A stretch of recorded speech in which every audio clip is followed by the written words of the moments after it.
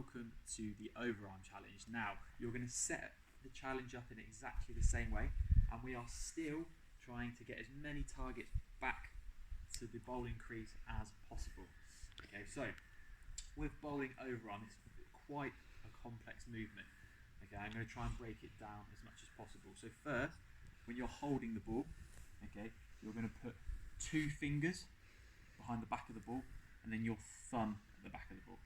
Okay, so we're kind of creating some kind of like bunny ears. Okay, so that's how I want you to hold the ball to start with. Again, behind the crease, all right, you're going to stand side on to the target. Your front arm is going to be at a 90-degree angle, and your bowling arm is going to come back behind you. All right, and what I'm looking for here is your bowling arm.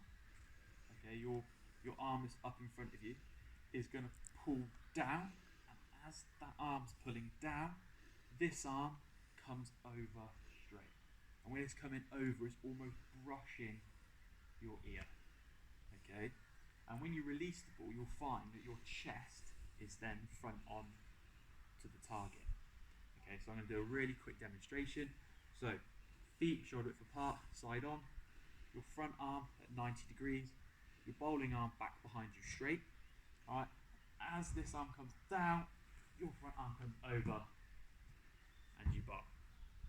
Okay, now to make it a little bit more challenging, we're going to introduce a bit of a run up. Okay, but we're firstly going to walk into it. Now, with the bowling crease, you're not really going to worry about that anymore. We're going to use that as a little bit of a guide for us. Okay, so you're going to hold the ball in the same way. Now, when you're walking up to the bowling crease, okay, I want you to step over the bowling crease and plant your right foot. Now, this is if you're bowling with your right arm.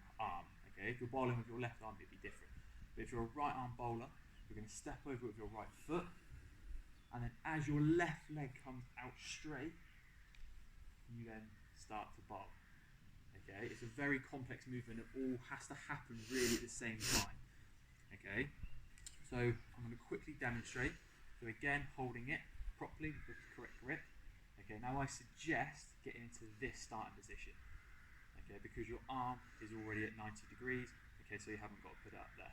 Alright, so as you're walking up, okay, your right leg goes over, left leg plant,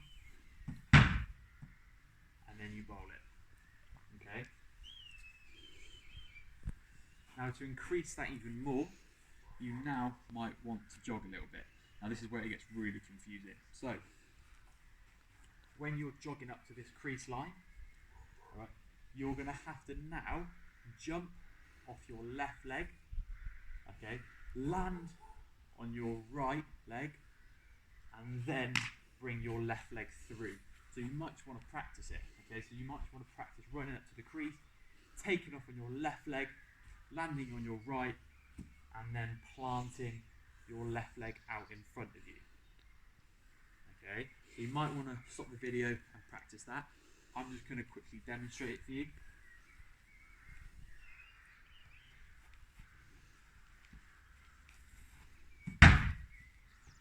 Okay, didn't hit the target, but I'm not too fussed about that at the moment. Okay, I'll show you one more time.